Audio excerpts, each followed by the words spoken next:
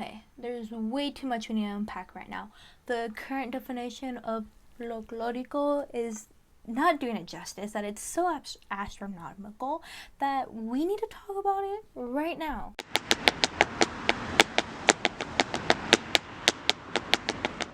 Welcome back to Folklorista's Corner. So, we are talking about what is folklorico.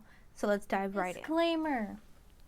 Before we proceed, I just want to let you know that this definition has been a collective type of summary of my experience dancing the genre and the research I've done behind it. So let's start off with the current definition. So when we Google what is folklorico or just ballet folklorico in general, it's very broad and it doesn't cover the whole genre.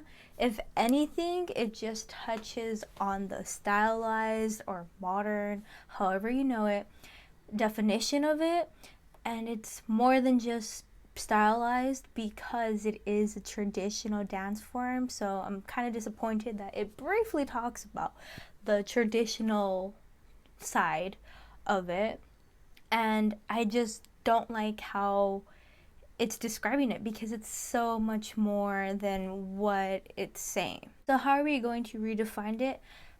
Throughout this video, throughout this talk, I will be referencing back to Mexican history because Mexican history plays a huge part in this dance genre. And we need to understand Mexican history in order to understand this genre.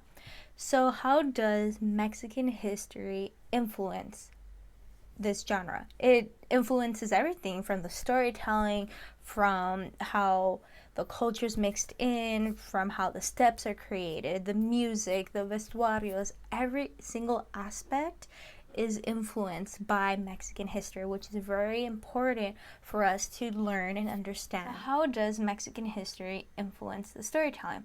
Perfect example would be the Mexican Revolution.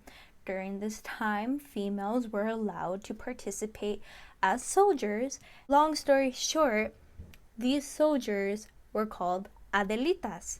We also have our folklorico boots named after these soldiers, which are called Adelitas. And with this part of history, we also have dances celebrating, remembering this historical event, such as the dance called Las Adelitas. We also have La Cucaracha and many others.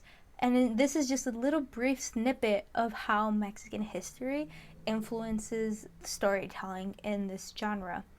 Also with history, which is why it's important that we learn Mexican history, especially for this dance genre, is that depending on the areas that you're dancing, the regions, and I'm going to dive more into it, you're going to have more of an influence of a certain culture due to the conquest, due to migration, due to just different cultures interact. I'll dive deeper into that a little bit later on this video. The next thing I want to cover are the types of groups. This is what got me annoyed about the current definition, is that it doesn't really recognize these groups when these groups are part of the culture or a part of the genre itself. So we have danza azteca. So it's not necessarily part of folklorico. I'm just throwing it in here because I feel that regardless, we should still learn about it. But keyword here is danza. So we're going to reference another danza style as well. But danza azteca, so Aztec dancing, originated from pre-Hispanic times. So this is even before the conquest of the New World or whatever coming along. So this type of dance form were more rituals, were more for religious and sacrifice and just the traditions of the everyday lives of the Aztec. Danza azteca is pretty much just rituals, just honoring their gods at the time. And it was more, not necessarily more for a show, it was just more for their community, for their gods in particular. Next one up we have is danza. So this is kind of like, I'm just going to categorize it as danza de los pueblos. So now this is where the community, so all these small towns, they're not taking it onto stage. They're just dancing with family and with friends, with their neighbors in their community. So it's more of a communal type of dancing at this point. Nothing too fancy or elaborate. Just very simple, common, just for fun, more of a hobby per se. Another category of traditional type of dancing would be grupo folklorico. So this is, again, you're sticking very to the traditions, to the traditional steps, to the traditional vestuarios. You're sticking as much as you can to the origin as possible. And the next type of dancing that needs to be recognized are the sones. So these would be considered the original songs of every state.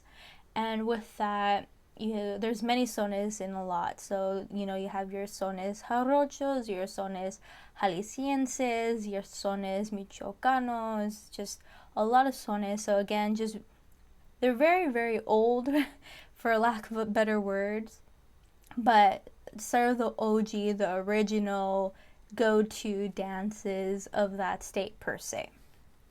Then we start getting into the stylized, into modern folk, however you know it.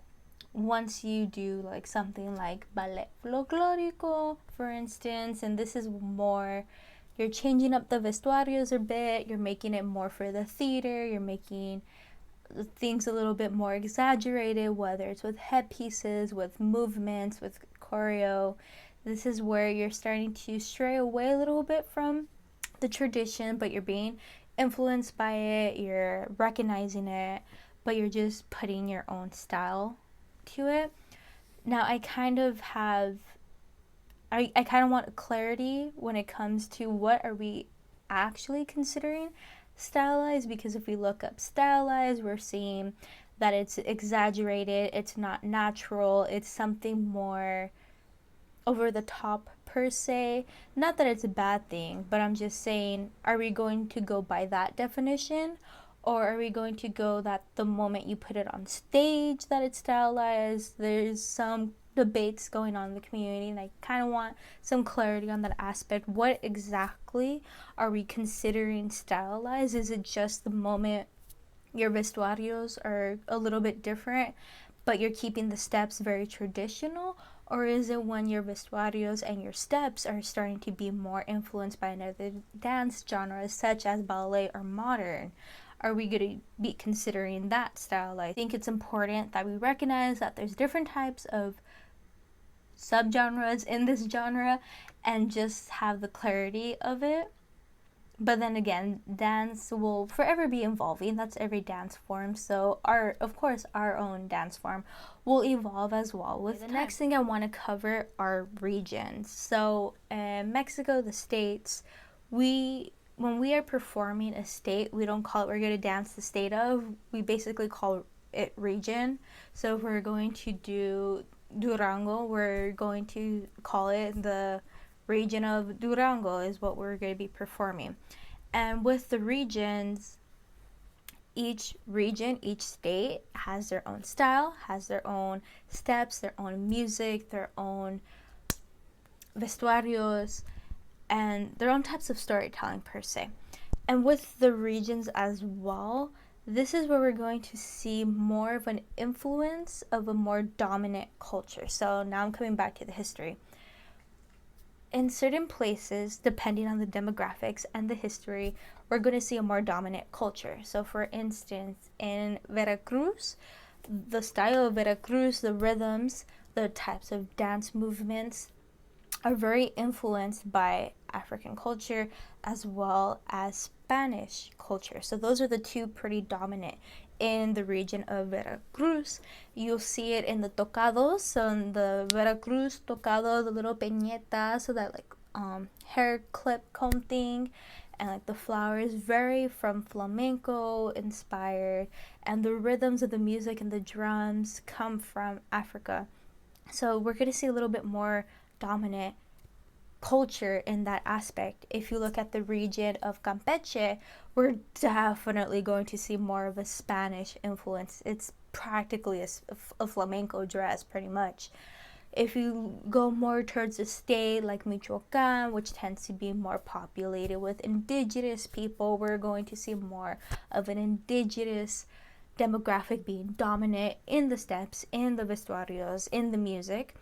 Now if we go up north, northern Mexico, we're going to see more of a European influence of it because of the migration going up north. So we're going to see more polkas, we're going to hear more accordion music. So the accordion actually came from Poland, and then the polkas are from Germany, I believe. So we're going to see more of that type of influence, some type of European influence, as well as the vestuarios are more European influence because, again, Mexican history, which is important for us to learn and understand how it plays a factor in the dance genre. As well with the history, the significance of every item on a dress, on a suit, means something. And that's something we have to do as dancers and as teachers, is our due diligence on the history. And with regions, we're going to have sub-regions. So perfect example. So first let me break it down. So what are we considering a sub-region? If we take California, for example, we have North Cal, we have SoCal, same state, two different types of cultures, two different types of slang, two different types of norms, even weather, right? So North Cal, the Bay Area, you're going to have different standards, you're going to have different slang, there's going to be a more dominant demographic, and then you have SoCal. Same exact thing with these sub-regions in the regions in Folklorico. A perfect example would be Oaxaca. So Oaxaca has a lot of different types of pueblos, and you'll see the difference in every single town. Their vestuarios distinctly different, yet it's the same state. And that's what I find the beauty of it, is that some of these states have these sub-regions, so there's so much to it. Vestuarios. So every vestuario, the way it's designed, the way the template, the layout is, again, has to do with history. Also plays a role with the weather. So the weather influences as well the region. So if we look at the peninsula, we're going to have a little bit more lighter, fresher, airy type of attire because the weather there's a little bit hotter. And also if we look at Yucatan, for instance, it has more of a Mayan influence because it's so close to Guatemala, where the Mayans kind of basically lived and had their history. So you're gonna have that influence in the music, in the vestuario, in the food, literally everything, which is why we need to understand the history, because history plays such a big role in this dance genre. Another point of history that affects everything in this dance genre is how the social classes influence these types of styles. And this was something that I'm diving in a little bit deeper, because my current instructor, the current region that we're doing, he was mentioning how, like, the social classes, and this got me a little bit more intrigued and want to dive into deeper, but I'm starting to see it. So again, with the indigenous types of regions, so Michoacan, Oaxaca, Guerrero, for instance, the vestuarios are more simple, and sometimes they don't always match. So again, in the pueblos, when it's more just a community, again, they're not really putting it on stage, you're going to see different types of attires. It's gonna have the same concept, but it's not all going to be matching, like if you were to go on stage and have everything exactly matching. And this has to do with just social class, which I find very interesting. So when you see these types of vestuarios, and then you go and you see something like the northern states, so like Chihuahua, you're gonna get something a little bit more fancier. which again has to do with social class. Now it's different depending on where you are in Mexico. You know, you could fundraise, you could whatever with the money, and you could get more lavish costumes. But at the time, it was just the people wanting to dance. It was a way, again, dance is expression. Regardless of what type of dance form you do, it's all type of expression. Okay, so we're halfway there.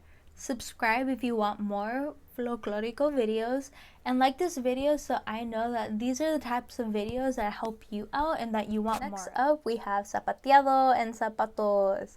So the very basic, typical Folklorico shoes would just be, you know, they look very similar to flamenco. I'm going to argue and say that they basically are flamenco shoes. Again, history, let's go back to history. When the Spanish came, they already had their dance genre called flamenco, and of course they brought it over here, and we were very intrigued by it, and we wanted to create our own type of national dance, and the shoes practically come from Spain. The design and the whole concept and idea is the exact same thing. So we're just going to call them folklorico, flamenco shoes. It's the same thing. Now, if you want to be very technical with dance terms, you could consider this dance genre as a percussion dance genre. So what that means is that we're basically making music with our feet, or we're making noises with our bodies, so like with hands or with our feet. So that's what percussion is. So again, percussion dance forms: Irish dancing, flamenco, tap dancing. So those are basically like you're making extra noise, unlike ballet or modern where you're not really making any extra noise. So if you want to get very technical in dance terms, it is considered a percussion dance form. Another important aspect of folklorico and what makes folklorico is the faldeo, so skirt work. So depending again on the regions, not all regions or all dances use skirt work, but skirt work really does play a factor. Nayarit, Sinaloa, you're going to see a lot of olas, a lot of figure eights, right, going on. You're going to see platos, so that's just a big old circle, right? So certain regions have more skirt work involved in it than others. And again, this is going to fall into Mexican history. I'm going to be bringing that up because, as I said, Mexican history influences a lot of the dances. Influences a lot and all. And the last thing, because I don't want this video to be so long, that I want you to take, if you don't remember anything, this is like the most important thing I want you to take with you, is the aspect of respect. It is a traditional dance form. It's not necessarily something like modern or jazz, but we're representing a group of people, whether it's the indigenous people, whether it's the African people, the Spanish people, whatever type of people. We are representing a group of people, and we have to respect them. We have to honor them. And how do we do that? We do our due diligence on the history, learning the history, hearing their voices on what they feel about the dances, what those dances mean to them, and educating ourselves so that we could avoid cultural appropriation. And I'm going to link in the description below a website that perfectly describes it. So simple. It's just questions to ask yourself to avoid cultural appropriation. And we all need to do our due diligence as dancers and as instructors to start incorporating Mexican history classes in our dance training, because it's part of the dance genre. A lot of history is behind the steps, the music, the vestuarios, and we need to understand that. We need to learn that, and that's how we ensure respect, and that's how we respect our culture, our traditions, and the people that we're representing. And again, avoiding cultural appropriation. I really hope this information helps you out. Let me know in the comments below if you learned anything new, if I missed anything, if I should have mentioned anything. I really wanted to start this conversation because I feel as a community, we need more clarity on what it is that we do. We need to change the definition on Google because it does not do justice of what we actually do. And this is why people are just thinking that all we do is Jalisco, when if you dance the genre, you know we're not just Jalisco, right? So let's make an impact. Let's start the conversation. Let's keep the conversation going. With all that being said, I wish you the best on your dance journey. Keep dancing, and I'll see you next time. Adios.